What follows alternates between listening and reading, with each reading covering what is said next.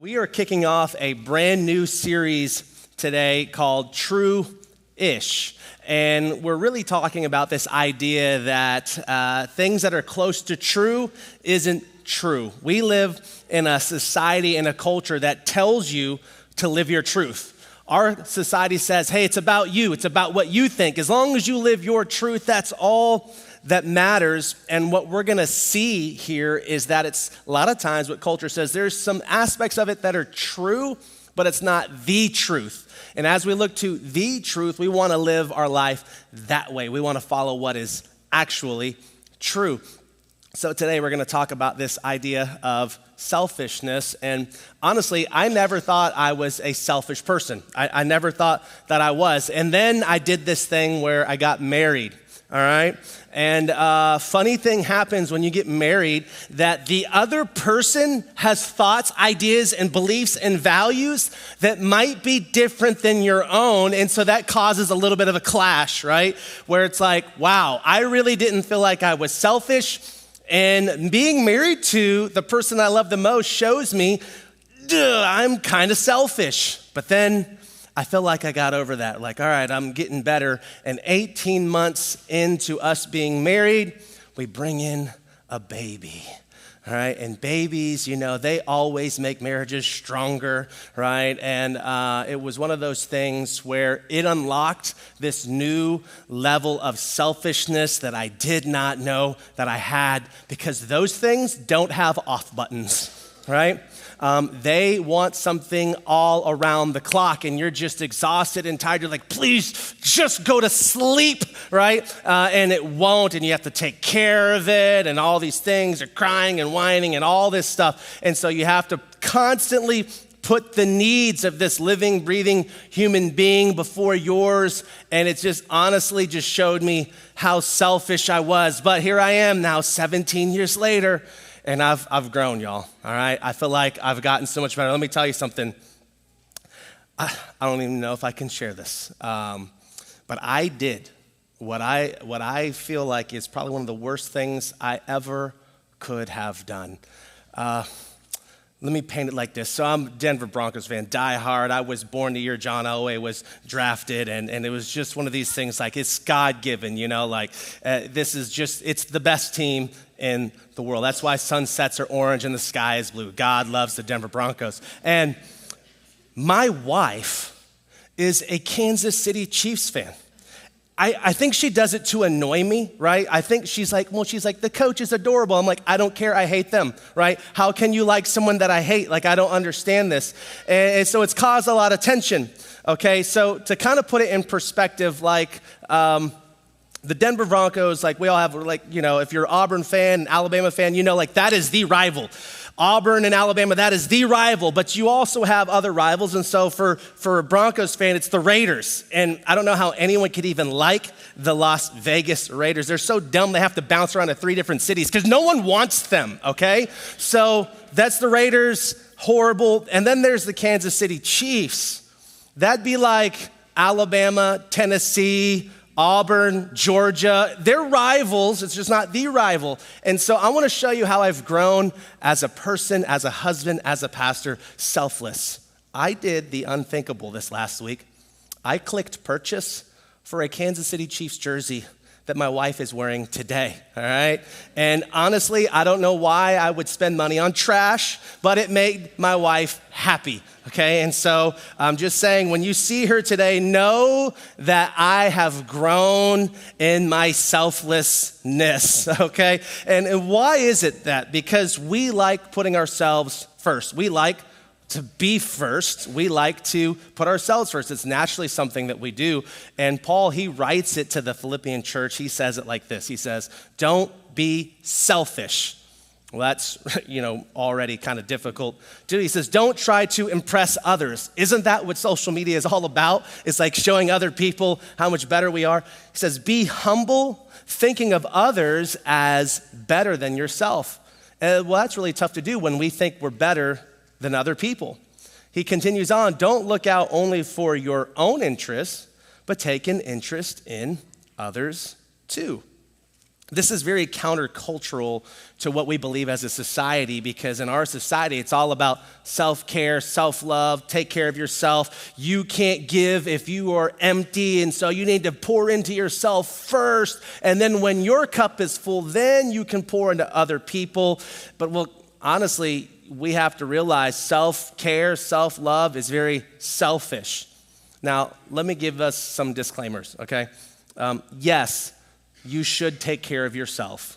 Please take care of yourself. Get up in the morning. It's good to brush your teeth and look as presentable as possible. Some of you are really trying, right? Like, you should do that. Take care of yourself. Yes, it's okay. Set boundaries. You should have healthy boundaries in your life. It should be set up. You shouldn't have just these things where people can walk all over you. You should have boundaries. Yes, you should set limits. Yes, you should not allow yourself to run ragged and constantly feeling like you're running on E. You should not allow yourself to be overextended. You should do all of those things, and I believe you can do those things and not be selfish. The problem is most of us do those things because we are selfish, and there is a difference. Paul, he's writing to a young pastor named Timothy, and he shares it, and honestly, it's very stark contrast to who we are as a society and who we are as a people. But he says this in 2 Timothy chapter 3. He says, "You should know this, Timothy, that in the last days there will be some very difficult times." I grew up reading there will be perilous times growing up, right? So Paul telling Timothy, the last days, it's going to be difficult. Why will it be difficult? He continues on, "People will only love themselves, and they will love their money. They will be boastful and proud, scoffing at God, disobedient to their parents, and ungrateful. They will consider nothing sacred. They will be unloving and unforgiving. They will slander others and have no self-control. They will be cruel and hate what is good. They will betray their friends. They'll be reckless. They'll be puffed up with pride. They will love pleasure rather than God. They will act religious, but they will reject the power that could make them godly." Stay away from people like that. Now, Paul's using some pretty strong language here because he's saying like people are going to love themselves. They're going to love themselves and they're going to love their money. And that's so true. Like in America, like we are so consumed with ourselves and we're so consumed with money. What's sad is we're one of the richest nations in the world, but most of us in the room will feel like we're broke. And yet compared to everybody else, we're so filthy rich. We'll love this stuff. He says they'll act religious, but they'll actually reject the power that could make them godly. Now, how sad is that? He's basically saying like, hey, you can show up to church, you can do all the things that look right, but your heart really isn't in the right place at all. He's saying, stay away from people like that. Selfish is what he's talking about. People are basically selfish. And honestly, this kind of mentality creeps into the church because it's not about loving God and loving others. Of course we say that. I should love God. I should love other people. But we really don't want to lay down our life. Like in other words, we have to die to ourselves. And if we're not careful, it becomes kind of a self-centered Christianity, all about me and what I'm going to get out of it. So what's God going to do for me? What is this church going to do for me? What am I going to be able to get out of this? Are they going to meet my needs? And we have to be careful that we don't fall into that trap. Think about it. In our society, we talk about self-care and self-love so much. Don't you think that as a society as a whole, we would be in a much better place? The problem with our me-first mentality is that we have people with issues constantly. Depression, anxiety, stress is overtaking the majority of people. Those two things shouldn't go together if we're putting ourselves first. The problem isn't that people aren't loving themselves enough. The problem is we love ourselves too much. I want to be selfless. Like I want to put other people's needs before my own, but honestly, I just love myself too much if I'm just really being honest with you. Let me give you an example. Like in the mornings, we got to send our kids to school, right? So they got to get up, they got to get ready, got to make their lunches, got to make them presentable, and we got to get them out the door. We got to get our kids ready for school. But by the word we, I mean my wife. My wife needs to get them ready. This is what I like to do. Like I like to wake up in the morning. I need to make sure I get some coffee because I don't want to talk to anyone until I've had some coffee. I wake up, I have my coffee, I take care of myself, I get myself ready, and then I pull my car down, the kids get in their car, they're ready to go, they have their lunch, and then I take them to school. That is us getting them ready for school, all right? My wife does all the work. Why is that? Because I'm a selfish jerk. That's just honest, that's just the truth. And honestly, when you think about your life, there are some areas where you're just a selfish jerk. We put ourselves first. I think I'm selfless, and then that shows me I'm really not selfless at all. All I think about is myself. Jesus was talking about it because this is so different than like what we're supposed to do. Jesus was asked, like, well, what's the greatest commandment, God? Like, if we have to follow one thing, what should we do? And Jesus said this in Mark 12, you must love the Lord your God with what? All of your heart, all of your soul, all of your mind, and all of your strength. And it's like, great, that's awesome. All I have to do is love God. This is great. But then Jesus continues on and says this, the second is equally important. In other words, not one is not better than the other. They're exactly the same. He says, love your neighbor as yourself. No other commandment is greater than these. He says, love other people the way that you love yourself. Why does Jesus say that? Because he knows we are selfish people. We're selfish. He doesn't say, like, notice Jesus doesn't say, do you love yourself? Because once you love yourself, then you can love other people. No, what he says is, you love yourself, and so because you love yourself, love other people in a way that you would naturally put yourself first. Hey, you're naturally putting yourself first. I want you to love other people like that. Love other people in such a way that it's natural for you to put them before yourself. You see, we love ourselves so much that there are things about us that we wish we could change, right? Like if you had like a magic wand, you're like, there's one thing I would change about my body. This would be it, bang, and we would change this one thing about us, right? Someone would go, I wish I could change this. I wish I could change that. I wish I could be like whatever. Like we would change this particular thing. We would change how we look. And I think that's why we're so infatuated as a culture with filters. Remember when they first came out? It changes the way that you look. It's lying, but it changes the way we look because it shows what we feel like we look like on the inside. Filters make us look the way we hoped we look. And yet it's masking who we really are. There's things about our body we wish we could change. Or like, I wish I had this. I wish I didn't have that, blah, blah, blah. Or, I wish I had this kind of hair. I wish I didn't have that kind of hair. Whatever the thing might be in our lives, we're constantly focused on things we wish we could change about ourselves when God said, I've made you, I've created you, you're fearfully and wonderfully made, you're perfect, right? You are who you need to be, but yet we would change ourselves. Why? We love ourselves so much, we are so obsessed with ourselves that there are things about our lives that we hate. That's how much you love yourself, that there are things about you you don't even like. Notice Jesus didn't say, once you pick up that cross, you start loving yourself, then you can love other people. He says, no, you need to die to yourself. Listen to what Jesus said. He says, and Jesus said to his disciples, if any of you wants to be my follower, you must give up your own way, take up your cross and follow me. Why is that a big deal? Well, in this culture, you have to remember the Jews were ruled by the Roman government. The Romans controlled everything. And the Romans were very good at lots of things, but one thing they were very good at was killing people.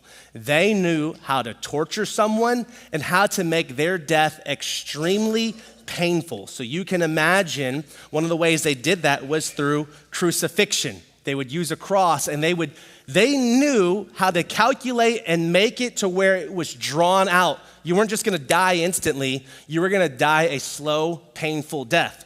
And Jesus uses the analogy of taking a cross up because that is what the Romans used to kill people. Basically, Jesus is saying, I need you to push around a casket if you wanna follow me, because you're gonna have to die to yourself because this road's not gonna be easy.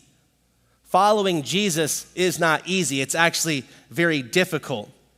So what Jesus was saying is kind of like a death wish. You're dying to yourself. And Jesus exemplified that because it would be a few years later that he would be put on the cross and he would be paying for the penalty of all of our sins. The cross equals God's way is better than yours. We follow Jesus because we're saying, God, I trust that your plan is better than mine. Even though this might be painful, even though I might need to die to myself, I'm following you because you're worth following. I want your ways more than I want my ways. Paul kind of said it the same way. He was writing to this church in Galatia. He says, my old self has been crucified with Christ. In other words, I am killing off this old person. That's not who I am anymore. He says, it's no longer I who live, but it's Christ who lives in me. So I live in this earthly body by trusting in the Son of God who loved me and gave himself for me. He's like, I am putting off that old man. This is literally Justin Timberlake and T.I. The old me is dead and gone, dead and gone. Hey, oh, I've been traveling down this road too long, just trying to find my way back home. You can tell I didn't listen to the best music all the time. But that idea is true. That old us is dead and gone. And that's what Paul is saying. He's like, hey, this is who I used to be. So the moment we follow Jesus, that old person is gone, but every single day we have to die to ourselves. Like there are days that I wake up and I choose myself. And so I put myself first and I do things for myself first because that's what we all do as humans. We're just naturally selfish. And what Paul is saying is like, no, I don't want to do that. I want to die to that old self. That's not who I am. I'm following something different and God has to do it through me. I can't do it on my own. I'm going to do it in his power. I'm trusting him. As I follow Jesus, he's going to make me more like him. And so there are days where it gets easier to die to ourselves because we're constantly doing it all the time. But it's a process, it's a journey. And as you follow Jesus, you're gonna find the same thing is true in your life. It's a process and it's a journey and it's going to be painful. It's going to be difficult, but it's not about condemnation of like, oh, you weren't perfect today. That's never gonna be us. But it's saying, Lord, I don't want to be that person. I want to be who you want me to be.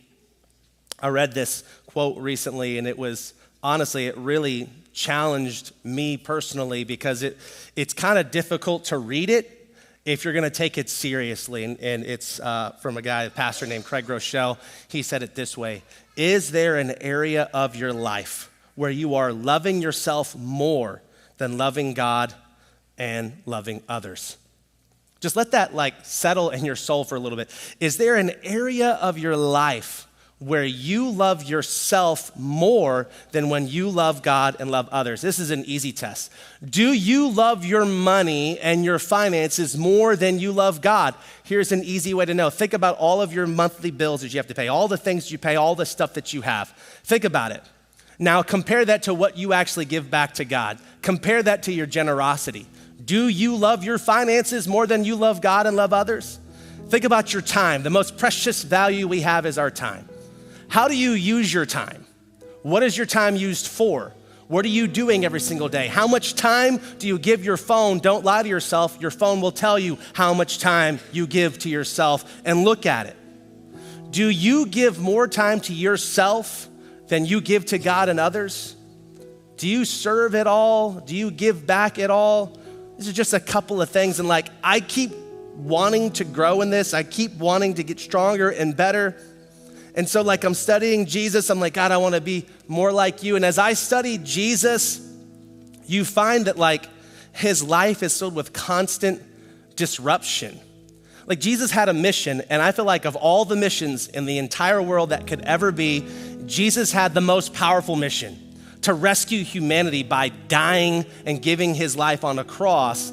That was the mission. So if Jesus had a mission, he had a place and thing that he had to go. And as he was going to do the Father's mission, people keep stopping him and distracting him. It's like, oh, Jesus, I need to be healed. I'm sick. And so he's healing people. There's people where their kids have died or people have died and he needs to raise them from the dead. And then there's these constant like stops from like Pharisees questioning Jesus and trying to trap him all the time. And he's just trying to do the mission of God. but people keep him from the mission. And that's when you realize that people weren't keeping Jesus from the mission, the people were the mission. That he allowed the disruptions and the distractions, and in those moments, we see it in scripture, they became special moments that never would have happened if Jesus was like us. Hey, I got somewhere to go. Hey, another time, let's see if we can make that happen another day. He allowed the distraction and the disruption, and it allowed for some special moments. I've tried doing this, I've tried to apply this multiple times. Have you ever been in a waiting room for something, you're a doctor's office or just someplace? You're I've done this several times lately where I would sit in a waiting room and I don't take my phone out. I'm the only weirdo on there, not on a phone. And I'm looking around, everyone's just on their phone. And I'm just sitting there, and sometimes I'm a nosy person, so I'll just stare at people. And sometimes I like to think what's going on in their life? What are they trying to drown out? Why are we so afraid of connecting with somebody else? What is that thing we don't want to share about ourselves? We don't want to talk to anyone. Why do we put so many walls up in our lives? And sometimes I'll be praying and maybe there's a conversation I might need to have today. Even on a Sunday, I love, one of my favorite things on Sundays is talking to so many people that show up to church. This is your first Sunday, it's new. I want to greet everybody. That's the kind of stuff it amps me up. I love being around people. I love meeting new people. But then there are many times where someone will come and they'll share a prayer request with me. And I've really just tried hard in those moments when that happens to just stop and just take a moment just to pray with them. They took the time to share this thing with me. I don't want to just tell them, hey, I'll pray with you. I'll pray for you. I want to just take some time and actually pray with them in that moment. I'm trying to get better about that. I want to be mindful about other people. Because see, at the end of it all, one day when I die, people aren't going to remember, oh, that was Pastor Dan, their church, they were running 7 services one day. Man, it was so incredible. They had 10,000 people showing up every week. They won't remember that. But they will remember how I treated them. You will remember how I loved you or how I disregarded you. You'll remember those things. And as I think about that for my life, I want to be known as someone who is selfless. So I've got some thoughts here. You don't have to write them down. They're already put in your worship guide for you. But when we follow Jesus, it's not about promoting ourselves. It's about humbling ourselves. No, it's not about me. It is about God. It's not about pampering ourselves. It's about denying ourselves. It's not about serving ourselves. It's about serving other people. It's not about putting ourselves first, but it's putting others first. It's not about seeking our pleasure, but pursuing God's purpose. See, self-care can never love you like God's love can love you. And if your motive for self-care is yourself, it's just, honestly, it's selfish. You don't self-care yourself into meaningful relationships. You don't self-care yourself into purpose. You don't self-care yourself into inner peace. Those are things that you can only find through God. That's the only way you can do it. And so as I'm being challenged in my own life to look at my heart, to look at areas where I might be selfish, I want you to think about this challenge. Is there an area of your life that you love yourself more than God or other people? Just think about that for a moment. Is there an area of my life where I love myself more than I love God or other people? Here's the challenge. What is God telling you to do about it? Let's pray.